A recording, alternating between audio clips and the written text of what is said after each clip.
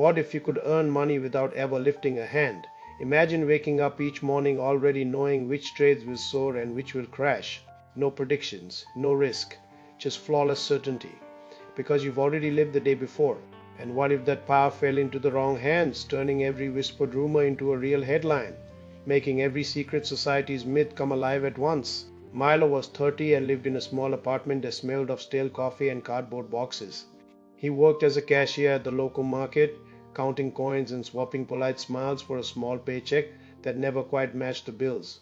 His phone buzzed with reminders of overdue utilities, and his eyes grew heavy at the end of the shift. The world outside his window was a grey blur of traffic and neon signs, and the money that poured out of the till seemed to vanish into a never-ending spiral of debt. One rainy afternoon, while scrolling through a forum about side gigs, Milo stumbled on a thread titled Echo Loop. The first post was a shaky message from a user named Luna. What if there was a way to make money without working? A loophole that lets you get paid for simply existing. I think I found it, but I'm scared. Anyone else see this? The post had been hidden for weeks, but the word echo caught Milo's eye like a firefly in the dark. He clicked the link to a PDF that was titled The Forgotten Principle of Flux. The PDF was filled with strange diagrams and equations written in a hurried hand.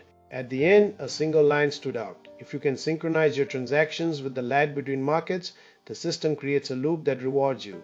Milo's mind ran wild. Could this be the answer to my bills? He pressed the file open and read it again, slower this time. The idea seemed impossible, yet the math was solid enough to make him pause and consider that he might be on the brink of a financial miracle. He took a deep breath, looked out at the rain-slicked street, and decided he would find the source of this idea, test it, and see if the world of zero work and guaranteed wealth was real. The next day, Milo went to the library with the PDF. He asked the librarian for old financial journals. The librarian, a kind woman named Myra, slipped a worn copy of Economic Anomalies into his hands. Inside, there was a reference to a reclusive economist called Lenora, who disappeared in the 1980s after a controversial paper on market loops was published. The name Lenora tugged at Milo's curiosity. He copied the page onto a sticky note and slipped it into his wallet. When he left the library, a shadow flickered across the street.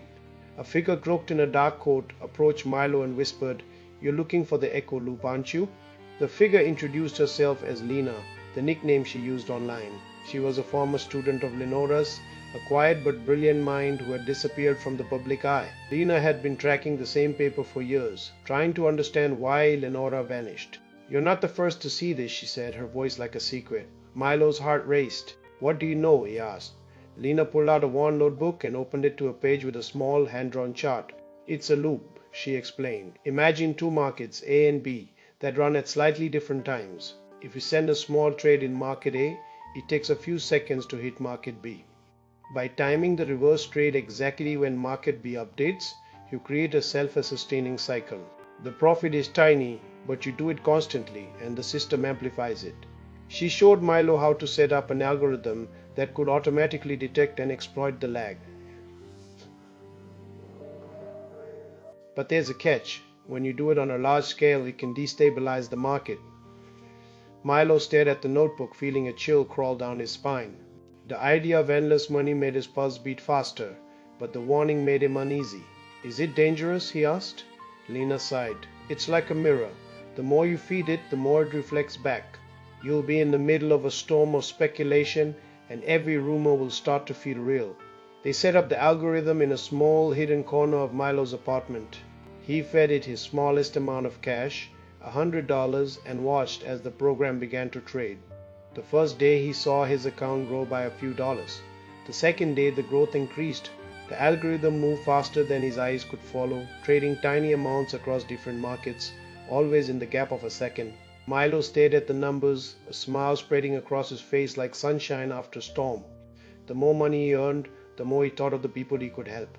He could pay the electric bill, buy food for his mother who lived a few towns over, maybe even take a trip to see the ocean for the first time. The idea felt like a promise, and Milo kept going, turning the algorithm into a second life. But soon, strange things started happening. The algorithm's trades began to ripple across markets, causing sudden, unexplained shifts in stock prices. Milo's trading account surged to the thousands, and then the next day, a news headline appeared: "Sudden market surge confounds analysts." The headlines were filled with references to a new trading algorithm that had appeared overnight, labeled as a black swan event. The world was already talking about new technologies and AI, but now people began to whisper about a loop that had a mind of its own. Milo's phone buzzed with messages. A message from a group called The Collective, an online forum that discussed hidden truths, said, "We've seen the data. The echo loop is real. Stop it before it causes more damage." The message was signed only by an asterisk. Milo felt a wave of panic. Had the secret society found him, or was this just a warning from strangers? He turned to Lena. "What's happening?" he asked. She looked at him with a mix of pride and fear. "I warned you about the ripple. Every time you pull the loop, you're pulling a thread from the fabric of reality. You can't keep it all under control." Milo tried to shut down the algorithm, but the code had spread like a virus. It was no longer in his control. It began to attract attention from all corners. A group of strangers called the Watchers began to monitor his account. He received an email from a government agency. "Please cease all suspicious trading activity." A mysterious voice on a video call said, "You're playing with fire, Milo. We don't want this happening in a world where conspiracies like the hidden societies, the secret government experiments, and the extraterrestrial sightings all come to life on the same day." The news was full of strange reports: a sudden spike in UFO sightings, a government whistleblower revealing a cover-up about alien experiments, a sudden discovery of a hidden society's secret headquarters in the middle of a city park. Every rumor, every conspiracy, all at once.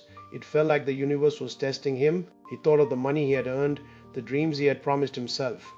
He realized that the loop had given him a power beyond his imagination. But at what cost? He could use the loop to help people, but it was tearing the world apart. He could shut it down, but the system had already grown too large. Lena whispered, "We could use the loop to expose the truth. The truth that everyone's fears are true, and it's all a consequence of the loop. If we stop it now, the world might stay hidden. If we continue, maybe we can make people see that they're being manipulated." The collective's voice on the video call was now louder. "If you're going to let this happen, we'll be here to guide the story. We've been waiting for the day where the world is too paranoid and too real." The algorithm ran for hours, each second a countdown. Milo could feel the market trembling, each small profit a ticking bomb. The screen flashed a red warning: maximum risk level reached. He stared at it, the lines of code swirling like a storm inside his mind. The final decision was in his hands. He called Lena. "What do you think we should do?" he asked, his voice trembling. Lena's answer was simple: "We have two choices, silence or truth. If we silence, we close the loop and protect the world. If we speak the truth, we expose every conspiracy and we can start a new world. But it would be scary. We'll be in a world of paranoia, but at least we'll have the knowledge."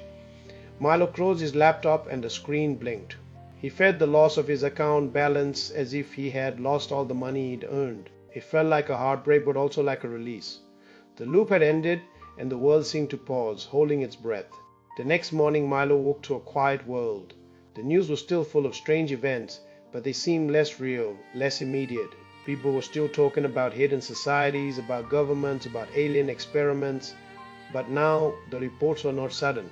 They were in-depth investigations, carefully filed, not bursts of panic. The world didn't feel like a single day of total paranoia anymore. The storm had passed, leaving behind a clearer, more fragile peace. Milo's phone buzzed again, this time with a message from Lena. "The loop is gone, but we are not. We've learned something from this." He smiled. He had lost a guarantee of endless money, but he had gained something else, a chance to think about how power and knowledge change society. He opened his account and saw that it was empty, but he didn't care. He had found a different kind of wealth, knowledge. He walked outside, rain turned to sunshine, and the city seemed less oppressive. The hidden society's headquarters was still there, but now it was a building with a plaque that read, "Institute for Transparent Governance." The UFO sightings were still reported, but they were being studied in a new lab, not a cover-up. The government whistleblower was a respected scientist, not a paranoid. The world was still full of mysteries, but they were no longer a single day of total paranoia. Milo thought of the future. He could start a new algorithm that worked with the market, not against it. Or he could use his knowledge to help people understand the delicate balance between truth and fear. The loop had taught him that certainty can create freedom, but certainty can also cause tyranny. The choice was his. He closed his eyes, breathed in the fresh air, and felt the weight of the world settle. The rain had stopped, and the city seemed calmer. He didn't know what the next day would bring. The future was uncertain, but he knew that the power to make money without work could also mean making a difference in a world full of hidden truths. He walked into the kitchen, poured a cup of coffee, and smiled. The world was still full of mysteries. He could not control every rumor, but he could control how he chose to live his life. He could choose to accept the endless loops of financial gain, or to choose the quiet certainty of living responsibly. The loop was gone, but the idea of never having to work would always remain. A reminder that sometimes the most powerful thing we can do is simply decide how to use the power we are given. Found this interesting? Subscribe to the channel. Give this video a like, share it out, and drop your questions or ideas in the comments. Until our next adventure.